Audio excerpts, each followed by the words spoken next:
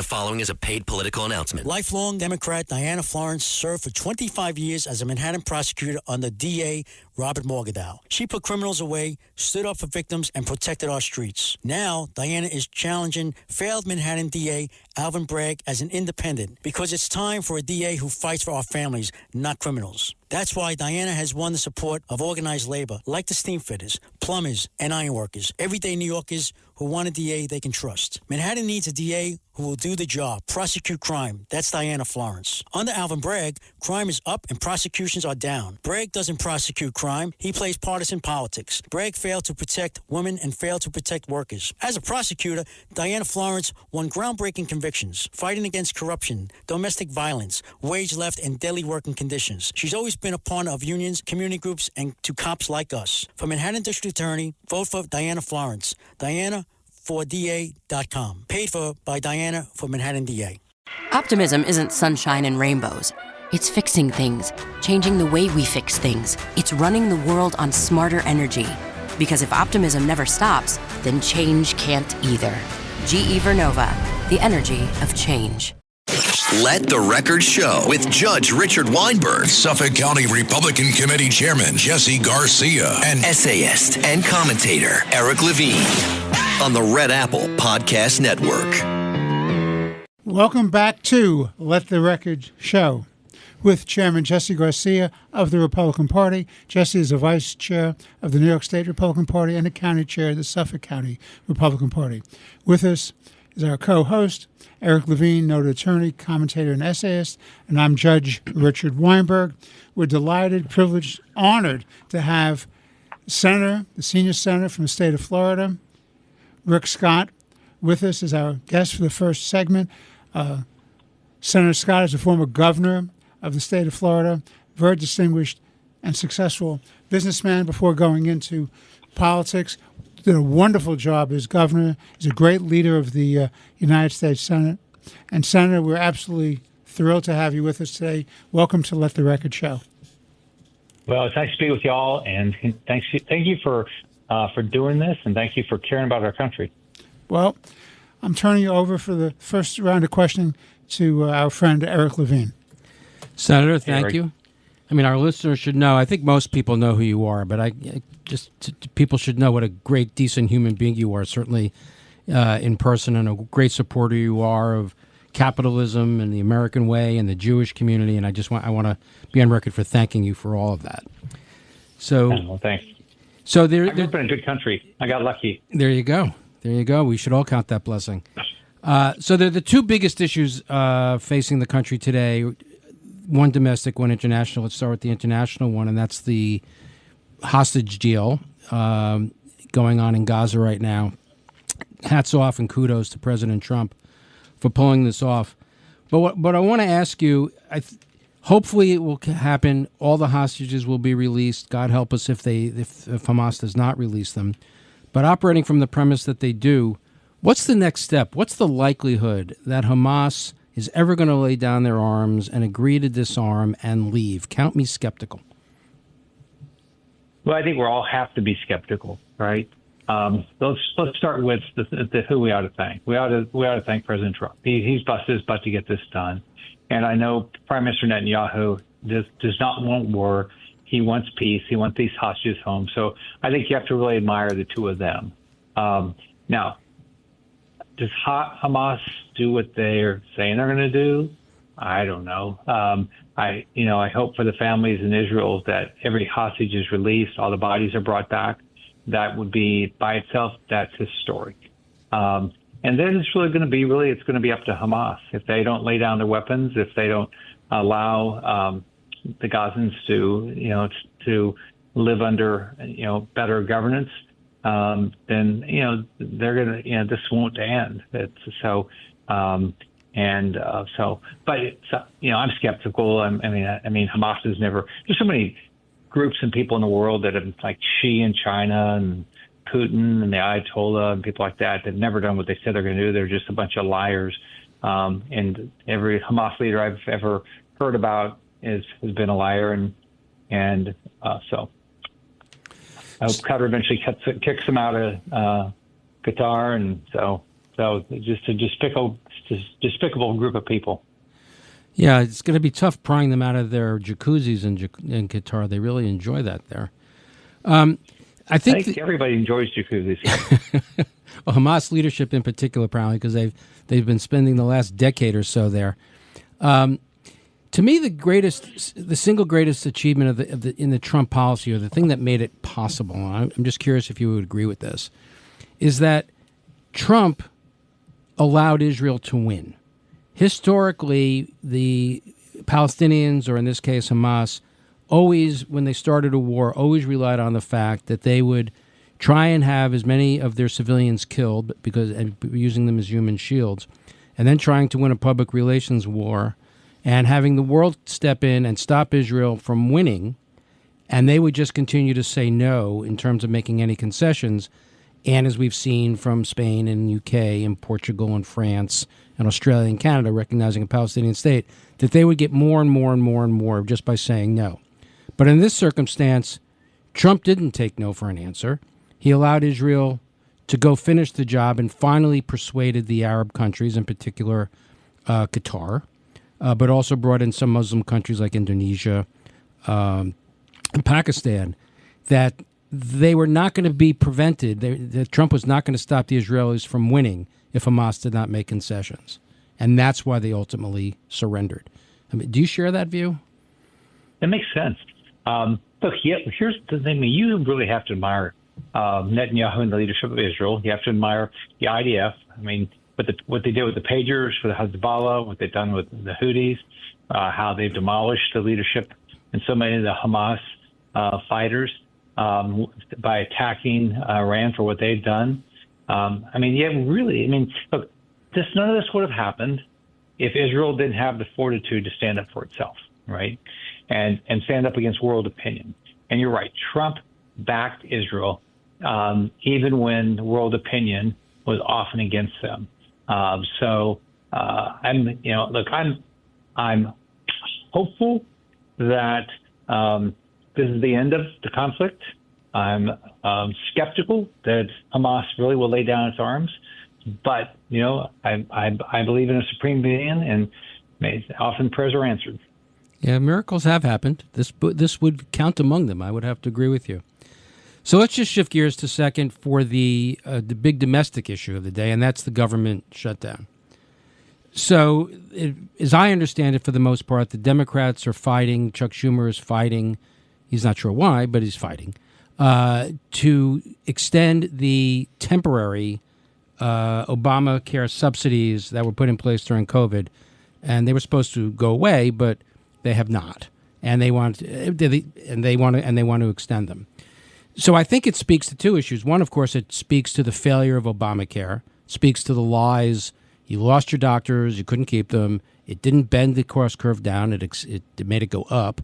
But I also think it speaks to the issue of Republicans not having a health care plan of their own in response to the failed Obama plan.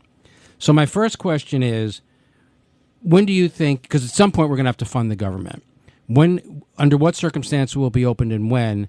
And secondly, will the Republicans look to modify, amend, repeal, or do something about Obamacare and improve the health care system in the United States? Well, first off, government will get open when Chuck Schumer and the Democrats decide it's going to get open. 52 of the 53 Republicans voted to do it. We need 8 Democrats. So Chuck Schumer is scared to death of AOC. So if the government being open is about that. Now, it's shut down because, Schumer hates Trump, right? Now, think about it. He shut down the government over continuing to spend a Biden budget that he passed. Now, I didn't vote for the Biden budget. I don't like this continuing resolution, but I voted for it because I don't want government shut down. So he's voting for something that he worked his butt off to get passed. And here's the problem. And here's why it's going to be difficult. Number one, what he wants Republicans to vote for is to give health care to illegals. It's not going to happen. He wants Republicans to vote to have taxpayers pay for abortions. That's not going to happen. He wants Republicans to vote to use taxpayer money to pay for trans surgery. That's not going to happen. On top of that, this does not do anything to fix Obamacare. Obamacare has caused these premiums to go up. All that these subsidies for, they're not poor people. The subsidies for the people 400% of poverty and less, it doesn't change, right? It's for people that might be worth $1 million. They've gotten subsidies because Biden didn't want people to see the explosion in the cost of Obamacare. So I've been talking about this for a long time. We have to drive down the cost of delivery of health care. We got to give people the opportunity to buy the health care they want, right? We got to stop telling them how to buy. We got to give them a lot more options. And people have to have skin in the game. You have, if you can afford it, you have to pay for a portion of your health care. So if you do that, then, and so we basically the way I look at it is we got to fix Obamacare. Premiums are up since Obamacare came in, up 140%. There's less choices. Let me think about Obama said, you're not going to lose your doctor. You did. You can keep your plan. You can't. Okay. It's going to cost less. No, it costs more. The industry, hospitals, insurance companies, drug companies, they're all making record profits, unbelievable profits, right? And so what's getting hurt is the less choice for the American, that needs health care, and the American taxpayer is paying for this. Jesse, so I agree with you. We got to have a plan. I've had a plan of how we can fix health care. So I'm gonna work hard to get it passed. Well, good luck. Jesse, your turn with the senator. Senator, thank you for joining us. And first, let me begin by thanking you for your service, first in the military, then in the Navy, then as governor of the great state of Florida, and, of course, now as a senior senator from Florida. So let's talk about Florida and New York. I think that between your ad, which ran above New York skyline, it said, hate socialism, us too, move to Florida. Great piece to try and get more voters down to Florida. But I think what has you trumped is basically probably Kathy Hochul, our governor here. She's probably the real estate agent of the month repeatedly for Florida down there. Every month. My problem with is that, Republicans and like-minded independents and unaffiliated voters, we're the smart ones, and they're moving to Florida. We need to keep them here. We need to have a Republican governor so that we can bring some common sense here. But as you see these two issues, you see almost a tale of two states. The states that you led first as governor, now as a senator. And then when you see what's going on in New York and other blue states, the differences in which the quality of life is different for those in blue states versus states like Florida. And I think that maybe we can point out, maybe focus in more so than ever, probably the differences had a big light shine on them during COVID. Would you just get a comment on that? Well, if you think about what's the average New Yorker or Floridian want, right? Number one, what they want is they have a job, a good paying job. Okay, so if you make it more difficult for companies, which New York and New York City does all the time, you're going to have fewer jobs. So it's not a great job market. All right, that's number one. Number two is you want great schools. So New York used to be known for great schools. That's not the case anymore. Number three is you want to be safe. All right. Under Democrats, many cities like New York City are not as safe as they used to be. And so as a result, people are moving because they want better schools, they want better jobs, and they want to be safe. That's not going to change as long as you elect people like Hochul and Mamdani. And just think what Mamdani is going to do. If you're rich, you'll be fine in New York. And if you're poor, maybe there'll be enough handouts. If you're in the middle, you're going to have to pay all these ridiculous taxes to pay for government-run grocery stores that won't have any groceries on the shelves, all sorts of stuff like that. It's crazy. And then he's going to defund the police. I mean, this is like stupidity. Senator, let me ask you. I'm sorry. Senator, let me ask you this question. You raised Mamdani, and the problem people like Jesse and Eric and I have is he's totally unprepared to run a $116 billion budget, and you're governor of a great state. That's the least of it. He's a communist Jew hater. Well, that was my next point. So he's totally inexperienced. He's going to feather the nest of all these NGOs, non-government organizations, with his political supporters. He's an alarmist. He's an apologist for Hamas. He is a socialist/communist. He's all these dangerous things. And he wants to have his own foreign policy. And his own foreign policy consists of, if Netanyahu comes here for meetings or to go to the UN to speak, he says he's going to have him arrested under this warrant out of this fraudulent court, the International Criminal Court. What are your thoughts about that, Senator?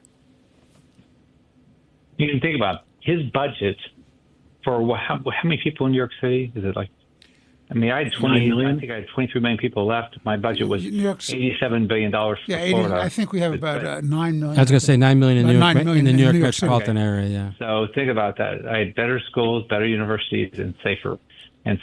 And I had a smaller budget than that for more than twice the people.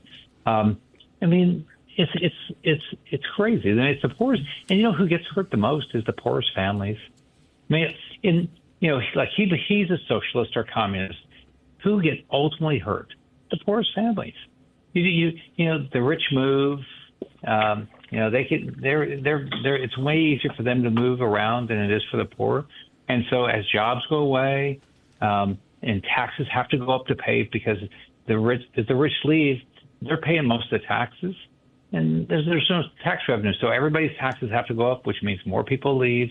I mean, it's just a death spiral for poor families.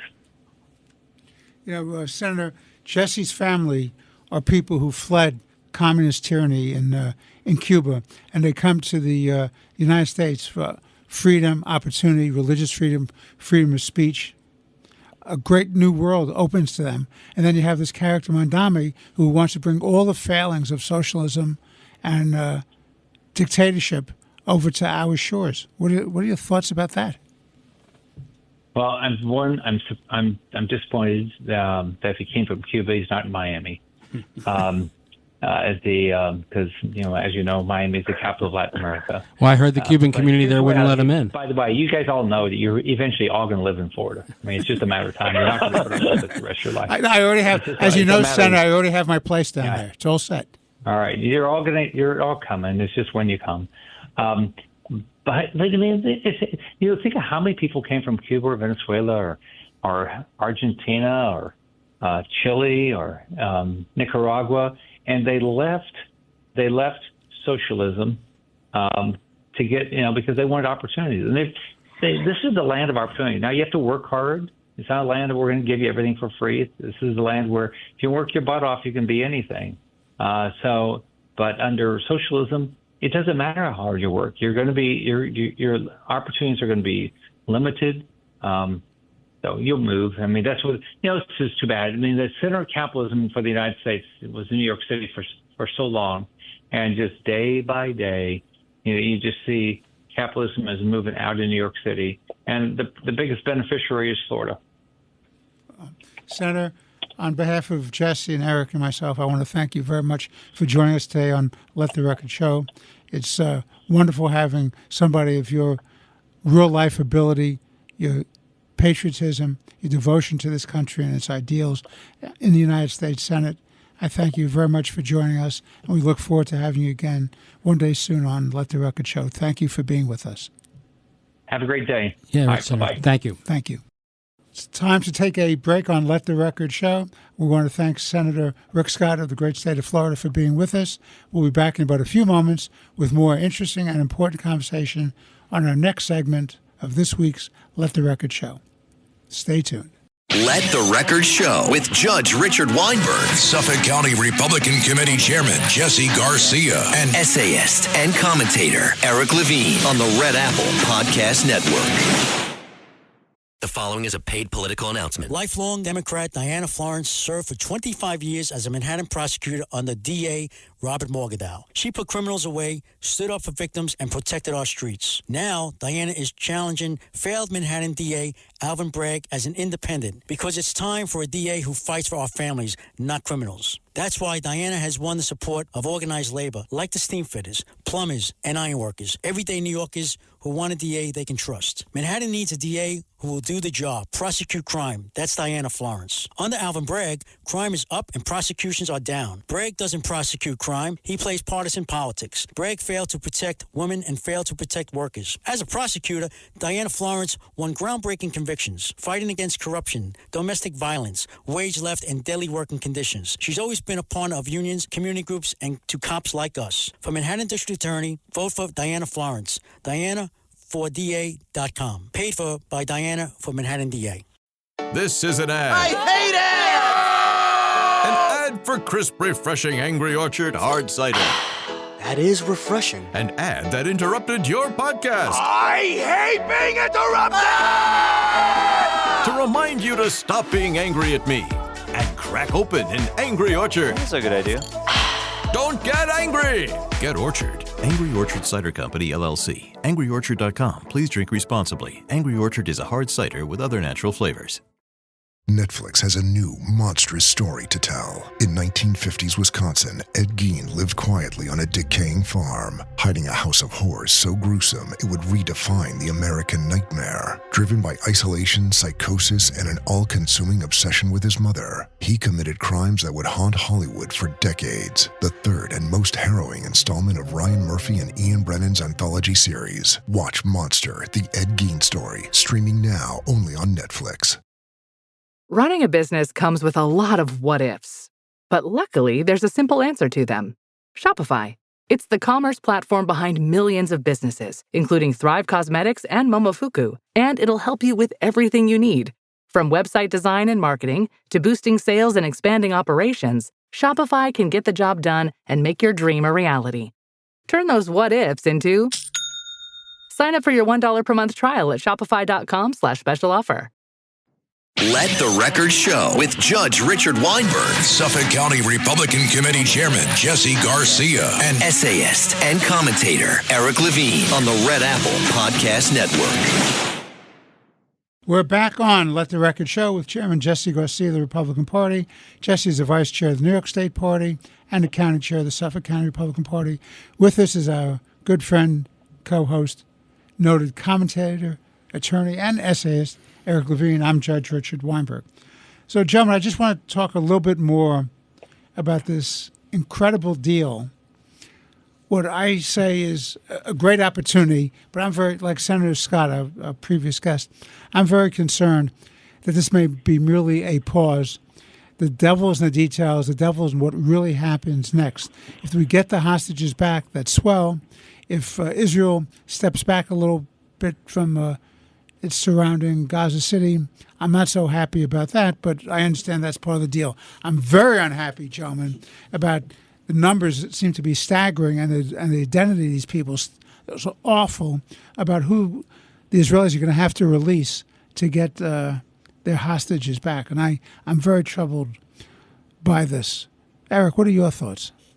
Well, in terms of who the Israelis are giving up, there's always been this asymmetry between the number of prisoners that the Israelis give up in exchange for hostages. I think the single most glaring example, or the best example, was when the Israelis got back Gilad Shalit. Who was Gilad Shalit? He was an IDF soldier who in 2005 was kidnapped by Hamas out of Gaza. Of course, the significance of 2005 is when the Israelis completely withdrew from Gaza. Ariel Sharon took out every Jew, every IDF member. It was completely Judenrein. It was Jew-free. There was no occupation. But Hamas reached in and captured Gilad Shalit and held him for 5 years. And in exchange for the Israelis to get Shalit out, they gave up 1,000 prisoners. And among that 1,000 was Yahya Sinwar, the mastermind of October 7th. So there are dangers in terms of negotiating with terrorists and who you give back in exchange for some of these hostages. But this is a great day, no matter how you dice it or slice it. But there were some red lines that the Israelis drew in terms of prisoners that they were not going to surrender. Barghouti is the best example. He is very popular amongst the Palestinians. He is currently serving 5 life sentences for terrorism.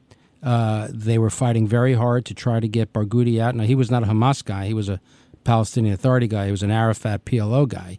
But the Israelis refused to give him up. And some of the other terrorists that the Israelis captured that perpetrated the October 7th atrocity, they refused to give them up as well. So there were some no's in terms of who the Israelis were giving up. But to your point about the asymmetry of the exchanges is 100% right. But I think that speaks primarily to the difference in cultures between the Israelis, which is a culture of life, which is a culture of creativity and Western civilization, and Hamas, which is a nihilistic death cult, who does not care how many people or who it kills. On either side. Exactly, on either side. And I'm going to side with the Israelis and their vision for the world as opposed to Hamas. I do think that the living hostages will come out, but as we discussed in the prior segment with Senator Scott, I remain skeptical that Hamas will ever lay down their weapons and that they're going to have to be forced out. But I think there's a bigger picture here. It isn't just a matter of Israel getting out the hostages or that there's going to be a cessation or an end of the war in the event that Hamas lays down their arms. I think the bigger picture is historically what does this mean for the region? And I think it's fair to say that in the very short period of time that Donald Trump has been president in his second term, he has made the United States power in the Middle East. He's raised it to the highest level ever. The United States is without question the single most important foreign influence in the region. Our country's never been more influential and more powerful than it is today. You go back to when Obama became president. At that point, the Russians were out. The Camp David Accords and Anwar Sadat had kicked the Soviets out of the Middle East and out of Egypt. The United States was still the primary guarantor of security in the region, and those countries still look to us. But our power only went so far. The Russians were still dalliancing with the Syrians, and were causing troubles when they could. But what Obama did was by engaging in the JCPOA, the Iran nuclear deal, he raised to a new level the power of the Iranians and another nihilistic death cult, weakened Israel, weakened our Gulf allies, and weakened the United States' presence in the Middle East, and caused the Gulf Arab states and some other countries to start hedging their bets and looking towards Russia and China for their security. But then you have the Arab Spring arises in December of 2010. Some cart worker in Tunisia sets himself on fire, and who would have thought it would just spread throughout the Middle East? But you had uprisings in Arab countries from Morocco to Syria to Iraq. And Obama screwed up every single country in terms of how to respond to the Arab Spring. There was an opportunity for the Arabs they're never going to be a fully functioning Jeffersonian democracy, but they were aspiring to be free of the shackles of some of their oppressive regimes. But what did Obama do? And I think the best example to look at, the two best examples are Egypt and Syria. What did he do in Egypt? He overthrew Hosni Mubarak, a strong American ally, a strong proponent of the Camp David Accords. I mean, there was never a warmth between Egypt and Israel, but Mubarak was steadfast in maintaining the relationship with Israel. He overthrew him, and who did he put in his place? A Muslim Brotherhood Morsi. The Muslim Brotherhood is the sworn enemy of our Gulf allies. They are Hamas. They are the ideological parents of Hamas. And this is who Barack Obama puts in place by insisting that there be an election right away after he overthrows Mubarak. The only organized party in the country at the time is the Muslim Brotherhood. So, of course, they win the election. Obama understood that, and he still put this terrorist organization in charge of Egypt. Now, eventually, of course, Sisi had a military coup and threw him out. But this is the mindset of Obama. And it just makes the Arabs wonder, who the hell is this guy? I mean, I was at a meeting one time I was sitting in a meeting with the Saudi foreign minister, and he actually turns to the group I'm with and he says, when Obama put a Muslim Brotherhood member in charge of Egypt, we just did not know what he was doing. He did not know he was Yeah, doing it. Or did he? No, he. Well, No, the real question is, did Obama know did what he was Obama? doing? That's the question. But then, of course, I think the single greatest failure of the Obama administration after the JCPOA, which is probably the single greatest foreign policy failure since World War II, was how he screwed up his red line in Syria, when, of course, Assad was moving around chemical weapons and using them against his own people. And Obama said, if you use chemical weapons again, I'll use military action. So what does Assad do? He uses chemical weapons against his own people. But because Obama was negotiating with Iran, and Syria was Iran's closest ally in the Arab world, the Iranians said to Obama, if you overthrow Assad, if you give him a hard time, we're going to leave the nuclear negotiations. So Obama, petrified that Iran would walk away from the nuclear deal, turned to Putin and said, bail me out. So he brings Russia into the heart of the Middle East. He gives Syria to Russia. And in exchange, now the Syrian civil war is just out of control. Obama is responsible for tens of thousands, if not hundreds of thousands of deaths in Syria because of his failure to enforce his red line. And then the Middle East really went into an abyss, and Hamas became more powerful, and Hezbollah became more powerful because Iran was more powerful, and the Syrian and the Russians were there spreading their malign influence. Now we fast forward to the deal that Trump has put in place. Oh, I'm sorry. And we also have to now say the catastrophic surrender in Afghanistan, which, under the Biden administration, which persuades the Gulf Arabs that they can't rely on the United States. They need to hedge their bets by looking to China and Russia and start bringing in these foreign, our enemies, into the heart of the Middle East. Now you fast forward to where we are today. As a result of the war that Hamas started at the behest of Iran on October 7th, where are we today? Hamas is eviscerated. Hezbollah is neutered, literally and figuratively. Iran is a paper tiger. It's shown for the paper tiger that it is, weak as can be. It is militarily defeated. It's an economic basket case. You have the Houthis, but they really don't pose any sort of existential threat, but we'll have to deal with them. The Russians had to left Syria to go fight in Ukraine, and because of that, and because the Israelis were attacking Hezbollah in Lebanon, the Hezbollah forces in Syria had to leave Syria to go fight in Lebanon against the Israelis. So Assad, which relied on Iranian support and Hezbollah support, Syria fell. And Iran influence in Syria, Assad left, and Iran's influence in Syria has been removed. The threat has been removed. So now we fast forward to the deal today. Hezbollah's out. Hamas is done. Because President Trump got out of the JCPOA and participated in the Israeli attack against the nuclear facilities in Iran. And now we have this peace that is backed by Qatar, Saudi Arabia, the UAE, Egypt, Indonesia, Pakistan, Bahrain, overwhelming support in the Arab world and in the Muslim world. The United States is at its peak of power and influence in the region. It is an extraordinary achievement. It goes way beyond just getting out the 28 hostages, God willing, that they'll be released this week. We're taping the show on Thursday. Hopefully by the time we go on there on Sunday, these people will be reunited with their families. Jesse, I want to ask you thoughts on two points. One, people seem to forget about it. The silence is absolutely deafening about the Islamist persecution of Christians in Africa and about how the Islamists are moving to seize control of those nation states.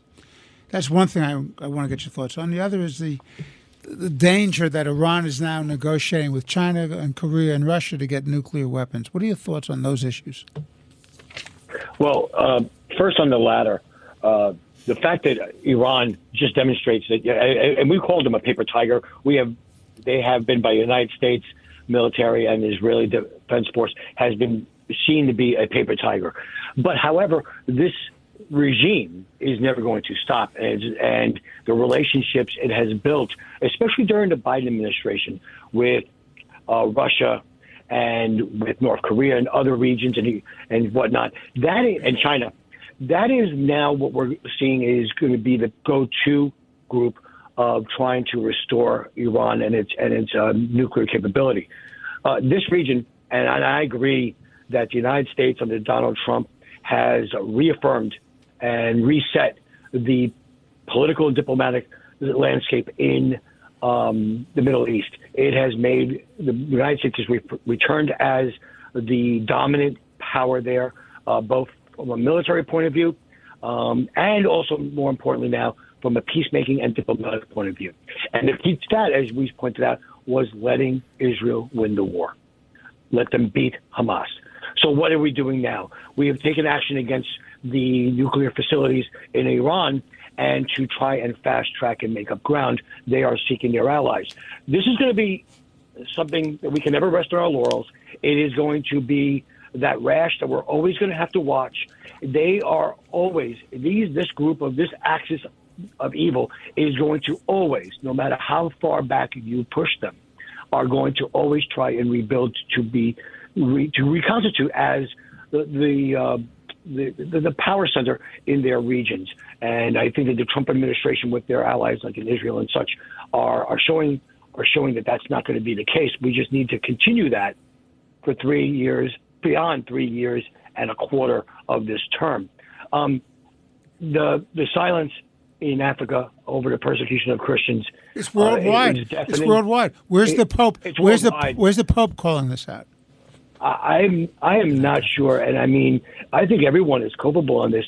We have our mainstream media that's not paying attention to it. We have most of our dominant political leaders are not speaking of this. Our religious leaders are not speaking of this. But there are tens of thousands of Christians being murdered throughout the world for their religious beliefs by these Islamic radicals, and we need a united front to prevent this. I'm not saying that there's no religion that's better than the other. What I believe does not have to be what you believe, but we have the right to believe in our own faiths. We have a right to do that peacefully, without persecution or without fear. The fact that this is allowed to go on is truly a rebuke of those that are ignoring this. And, once again, the corrupt, ineffective international groups like the United Nations that do nothing. They say nothing about this. They'll call Israel saying that they're undertaking genocide, yet they won't even take steps to acknowledge or take steps to prevent this from happening. This is a cause that is going to be, has been underneath, that is spreading like wildfire, and a definite stop and deliberate actions need to be taken to prevent this. Because it won't just stop at Christians. It'll stop, or Israelis, or Jews, or anybody else. It'll just keep going on and on and on until only one religion is preferred by those Islamic radicals. And at the point of death, because you either convert to their view or they chop your head off, literally and figuratively. Eric? Yeah, a couple interesting factoids, and I could not agree more. I mean, you have the Christians are either being killed or pushed out of not just Africa, but in the Middle East as well. Here's a perfect example. Prior to the Oslo Accords, while the Israelis controlled Judea and Samaria, the city of Bethlehem, the birthplace of Christ, was 80% Christian. Today, it's 20% Christian. They're being pushed out. I mean, thank God we have an ambassador, Mike Huckabee, who is not just a great friend of the Jews. He's a great friend of the Christians, his co-religionists. So there's nobody more qualified to be the ambassador to Israel, given the current circumstances, than Mike Huckabee. And he has been an outspoken proponent on behalf of Christians, not just around the world, but in particular in the Middle East. And his efforts should be applauded.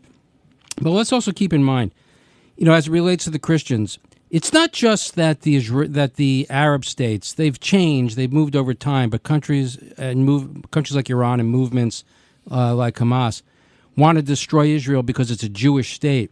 Let's keep in mind that Lebanon, when it was originally created and carved off from Syria, it was supposed to be a Christian state, supposed to be a Christian-dominated state.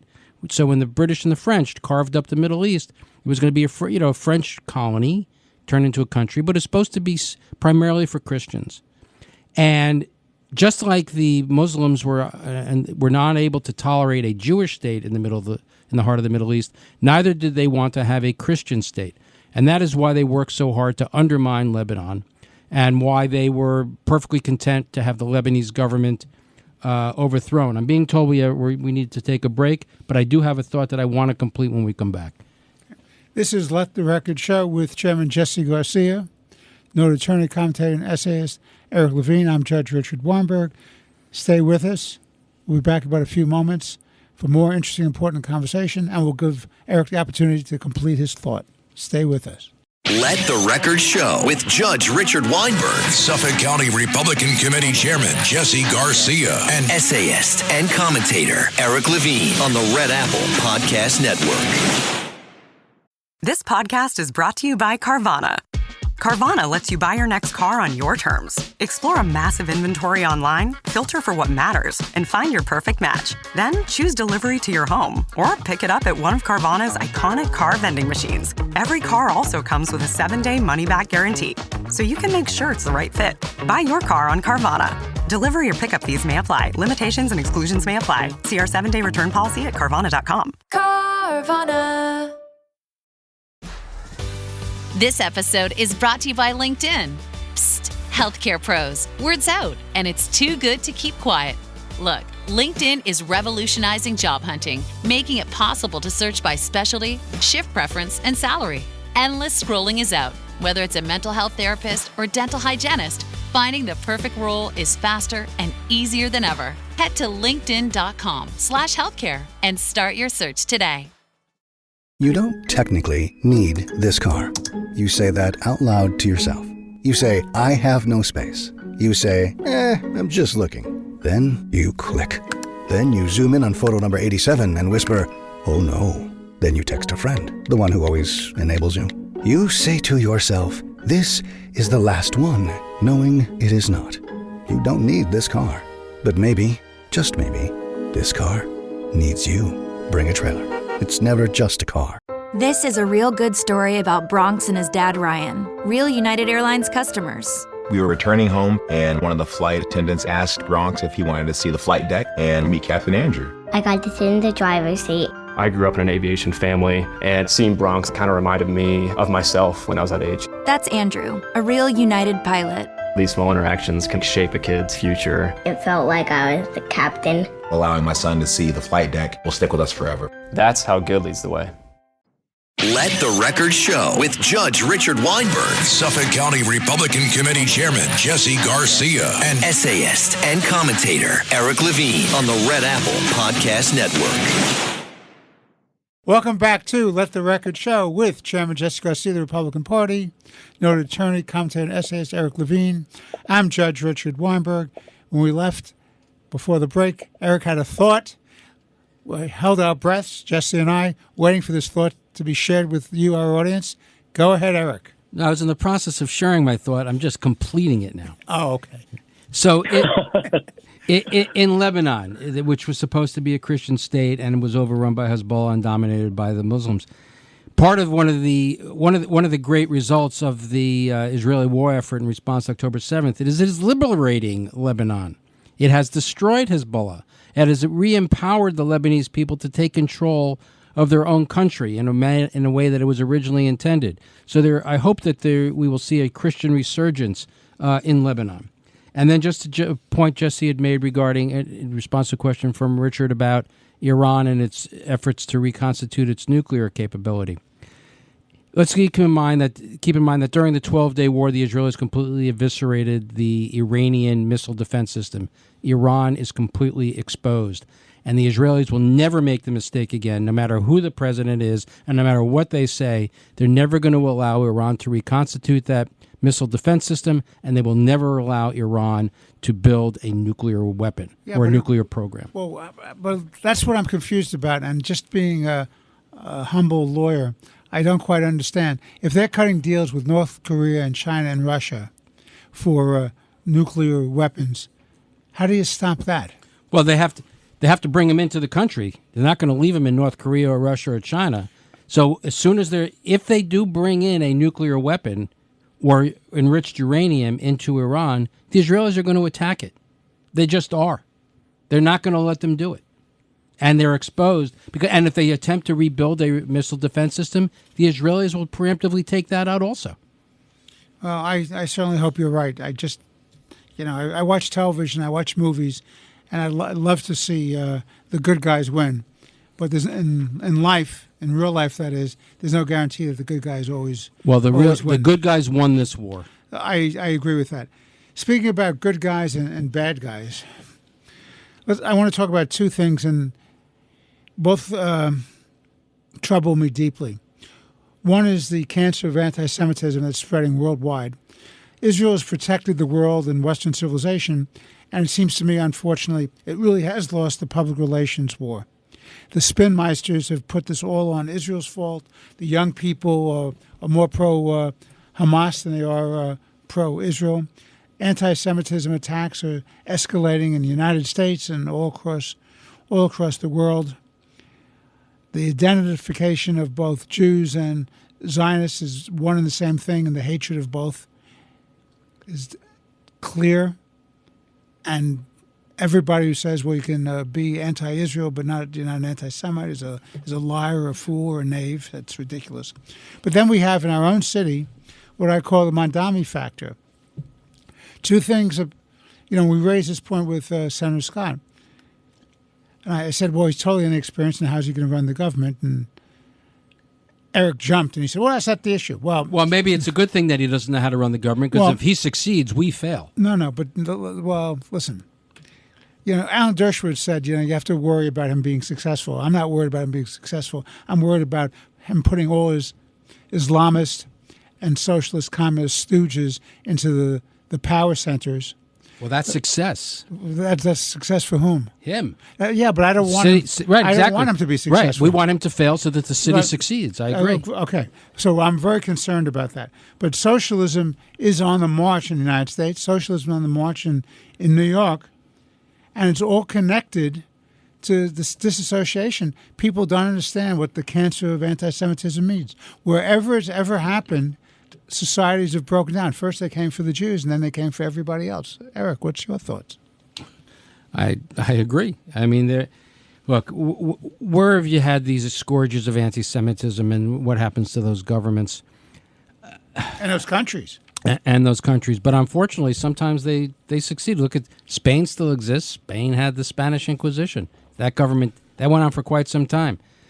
The Third Reich had a rather limited time period. The Tsar was there for hundreds of years, and anti-Semitism was always policy. But then they were overthrown by the Soviets in the Russian Revolution in 1917. The only thing, as far right as you can be, as far left as you can be, the only thing they can agree on is they hated the Jews. And the Soviet Union lasted 75 some odd years, from 1917 to 1989. 89, yeah. So it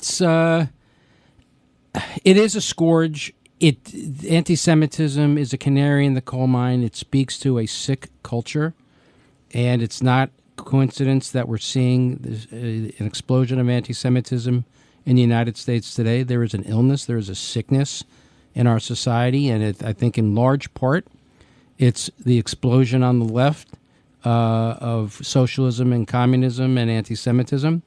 I mean, it exists on the extreme right as well, but to a lesser extent. But the real danger to Jews and the real danger to society is when anti-Semitism is mainstreamed and becomes part of government policy. And that threat in the 1930s in Germany was from the right. But that threat today in the United States in 2025 is from the left. So that's part of the symbolism and the danger of the rise of Zohran Mamdani, and to me, why it is a five-alarm fire that the modern-day Democratic Party no longer exists. It is now the Democratic Socialist of America Party that happens to have a wing of the party, the traditional Democratic Party, but it is a rump wing of the party. It is a cowed wing of the party. And if the socialists, Richard, to your point, are rising, and if they succeed in coming to power and governing the country, then the anti-Semitism that we're seeing, which is exploding now, will be nothing compared to what it will be when it becomes absolutely the center and the focus of American government. Well, Jesse, you raised a point during the break, which is very concerning to me as the House Democrat, And of course, Eric will make his usual comment, "You're not a Democrat," but I am a Democrat. And no one believes that. And but I have an affidavit. Not even your wife believes that. I know my wife and your wife are on different sides of that. I think for the purpose of the FCC, he is the Democrat. Okay, thank you very much. But Jesse, your point's a very good one. Where is Kathy Hochul in this? Why did she endorse Mamdani? Why did the Speaker of the State Assembly, Hastie, endorse Mamdani? Why did Stuart Cousins, the Senate Majority Leader in the New York State Senate, why did she endorse Mamdani? And why is Chuck Schumer silent? And why is Hakeem Jeffries silent? What's going on with my party, Jesse? As a keen observer. Well, there's so many things that are wrong with your party, but we only have about a few minutes left, and we'll just touch upon this aspect of it. The issue is here, why those individuals have endorsed them is because, as we pointed out here, and Eric just reminded us, there is no the Democratic Party that we grew up with, that my father knew, and that you were a member of, or still are a member of, is disappeared. That party has now been hijacked by the extreme radical wing of its party. They run everything, the Democratic Socialists of America. These are the AOCs, the Mamdanis, and such. What these individuals like Kathy Hochul and the others that you listed, they are worried about their political futures. They're worried about primaries from the Democratic Socialists of America, primaries from the radical and extreme Working Families Party, that both these groups tout communism and socialism, defund the police, free health care, free housing, free debit cards for illegal aliens. They want to replace cops with social workers and such, and they want to tax Long Islanders and upstate New Yorkers and suburbia for their failed policies in the city. So what's happened here is we would take it through a political lens. Kathy Hochul made a political calculation, in my estimation, that she wanted to avoid a primary from the left. So what did she do? She endorsed Mamdani. And then by doing so, she thinks she has put herself off there. However, when you make such a radical, traumatic decision that is against the center of this state, you're going to have some fallback. And just recently, an internal poll released by Elise Stefanik, Congresswoman Elise Stefanik, one of the potential two candidates for governor in the state of New York in 2026, herself, and Bruce Blakeman, who's up for re-election this year as the Nassau County Executive. That poll demonstrated that she is within 5 points of the sitting governor. That's after 5.5 years of serving in governor. And what's important there is one of the key elements that was brought out of the crosstabs here, that after voters hear information on both candidates, including Hochul's endorsement of Zohran Mamdani, a bail reform record, and the cost of living failures, that has what's led to the erosion with the general electorate as it is now for Kathy Hochul. She is now a very compromised candidate, both in numbers and her ability has always been questioned. She doesn't know how to deal with the state legislature. She lets them roll them over. She has backed away from principled positions because of pure politics, and that is going to be the ruination of her. The state has maybe lurched just too far left. The Democrats have allowed the DSA, the Democratic Socialists of America, the communists of this country and this state, to take over their party. And now, independent voters, Republicans that are still here, and those we'll call them the Weinberg Democrats that remember the party that stood up for the middle class, they are moving away from the Democrats, and they're looking for alternatives. That alternative may come, and it looks to be coming in 2026. Well, I think that's very well said. I'll tell you what my problem is about some Republicans. Some Republicans seem to believe that if Mamdani wins, that it's good for the Republican Party, both in the midterm elections for the Congress and for the Senate and for the state legislatures, and it's also good for some of the gubernatorial races. And I submit that having somebody like a Mamdani in control of the city of New York and the destruction it can cause to the economy of the city and the state of New York, and indeed to the country, and to the moral fiber of this country and the ethos of this country, is a very dangerous price to pay. I don't think it's good. It's good for the country, and I don't really believe it's good for the Republican Party. I think they have to repudiate that view. It's not a good thing when you elect characters like Mamdani, who are totally controlled by the Democratic Socialists. Democratic Socialist Party, in a week ago's New York Post, they were bragging how they control him, how there's going to be weekly meetings, how they're going to be staffing his government, not our government, his government, with their cronies and the people who share their worldview. Eric, what's your thoughts? Yeah, I think it's too cynical. I think destroying New York is too high a price to pay, and I think also you need to be really careful for what we wish for.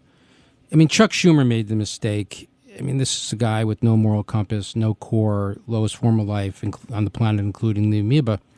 But he allowed himself to be consumed by the radical left because he just assumed he could control it. He just assumed, all right, let them say what they want to say, let them do what they want to do, I'll be able to control them. It's not how it works.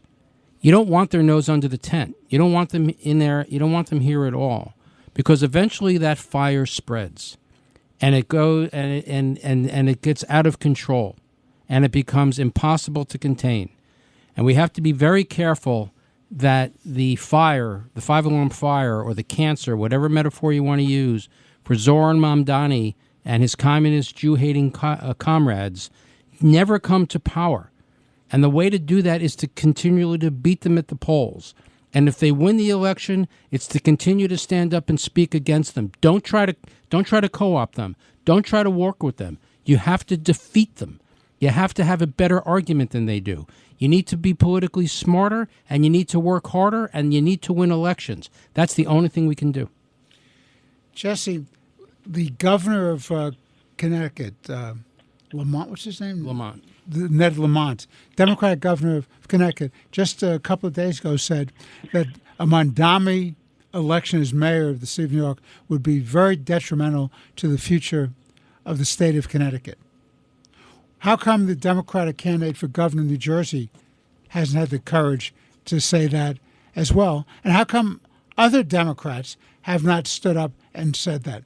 You know, I've only seen a couple of Democrats, both on Long Island, who seem to have the courage to say they won't support Mamdani. But overwhelmingly, the silence is awful.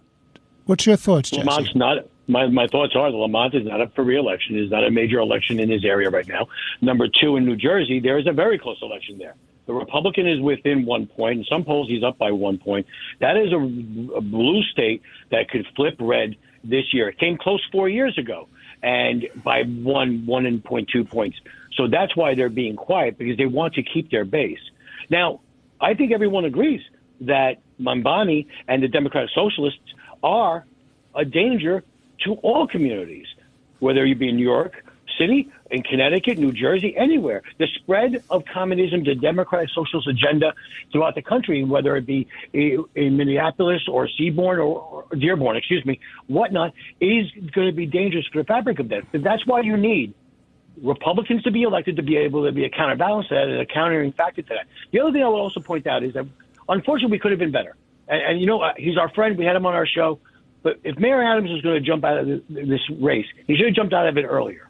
And, you know, on the Republican side, maybe there should have been a little bit more foreshadowing about what was going to happen in the primary, especially when polls were coming out and Cuomo was cratering under Mamdani in the Democratic primary, and that more discussion should have been handled at that point about what we do with that line before it became a point where it was moved and we couldn't move anybody.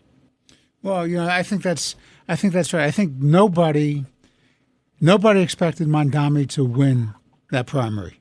Nobody. I don't even know if Mamdani expected to win that primary. 2 or 3 weeks out, polling was showing, public polling was showing. If the public polling was showing one thing, that means internal polls were doing. And we saw that Cuomo was overreacting and panicking. At that point, though, sometime in that period of time, you know, we should have been honest with each other. People need to be honest. Unfortunately, Republicans had to be honest and say what was more important and such. Maybe we could have gotten a different candidate. Maybe we could have backed a different, gone a different way. But, you know, unfortunately, if Mayor Adams was going to drop out of the race, dropping out of the race 30 days before November wasn't going to help anybody. Well, listen, that's why Governor Patterson and I had that press conference, and way back when, and we said during the summer, we said... Absolutely, and you were right on. Yeah, I mean, David and I were very strenuous in saying we have to save the city. You know, the dangers of Mamdani candidacy were awful. You have to simplify it. It has to be an anti-Mamdani candidate, a pro-New York candidate, and you can't have divided opposition. And that was our position. Well, this has been another interesting show. I want to thank you, Jesse, and you, Eric, and, of course, our special guest, Senator Rick Scott of the state of Florida, for being with us today. This has been Let the Record Show. And as always, God bless you, God bless your families, God bless America, and we look forward to being with you again on next week's Let the Record Show. Thank you for listening. Thanks for listening to Let the Record Show with Judge Weinberg, Chairman Jesse Garcia, and Eric Lavine. You can hear Let the Record Show Sunday mornings at 6. If you like the podcast, share it with your friends and listen anytime at WABCRadio.com and download the WABC Radio app. Hit that subscribe button on all major podcast platforms. Plus, follow WABC on social on Instagram, TikTok, Facebook, and X. See you next time for a new episode, so you never have to wonder. What the heck is going on here? The following is a paid political announcement. Lifelong Democrat Diana Florence served for 25 years as a Manhattan prosecutor under DA Robert Morgenthau. She put criminals away, stood up for victims, and protected our streets. Now, Diana is challenging failed Manhattan DA Alvin Bragg as an independent because it's time for a DA who fights for our families, not criminals. That's why Diana has won the support of organized labor, like the steamfitters, plumbers, and ironworkers, everyday New Yorkers who want a DA they can trust. Manhattan needs a DA who will do the job, prosecute crime. That's Diana Florence. Under Alvin Bragg, crime is up and prosecutions are down. Bragg doesn't prosecute crime. He plays partisan politics. Bragg failed to protect women and failed to protect workers. As a prosecutor, Diana Florence won groundbreaking convictions, fighting against corruption, domestic violence, wage left, and deadly working conditions. She's always been a partner of unions, community groups, and to cops like us. For Manhattan District Attorney, vote for Diana Florence. Diana for DA.com. Paid for by Diana for Manhattan DA.